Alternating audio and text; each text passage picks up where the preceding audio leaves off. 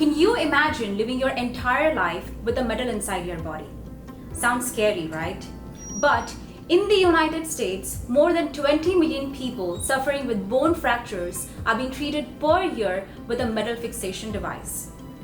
Although metal fixation devices have the desired mechanical properties to achieve bone fixation, they cause serious adverse effects such as pain, infection, mechanical failure, and these problems further require revisional surgery for the removal of the metal fixation device. Therefore, there is an unmet clinical need for the development of an advanced non-metallic polymer ceramic bone fixation device. So this study focuses on utilizing a novel sol gel synthesis and processing strategy for developing hydroxyapatite, a well-known bioceramic coating.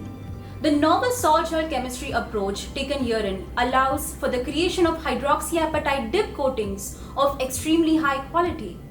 The quality of these coatings are governed by the various sol gel and dip coating parameters. Now, due to the large number of experimental factors involved, we employed a design of experiments approach to determine the key control factors that will produce high-quality hydroxyapatite coatings. In this study, these coatings were made using Taguchi orthogonal array, which consisted of 3 control factors with 3 different levels.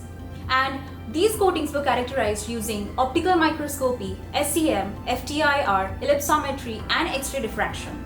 Further, the factor effect charts that were created from the analysis of means indicated that the relative crystallinity of hydroxyapatite coatings was significantly affected by the control factors. Finally, the optimum conditions to obtain the best performance and robustness of the hydroxyapatite coatings were obtained. The optimum conditions will now allow us to develop next generation biomaterial based bone fixation devices that can significantly improve patient outcomes.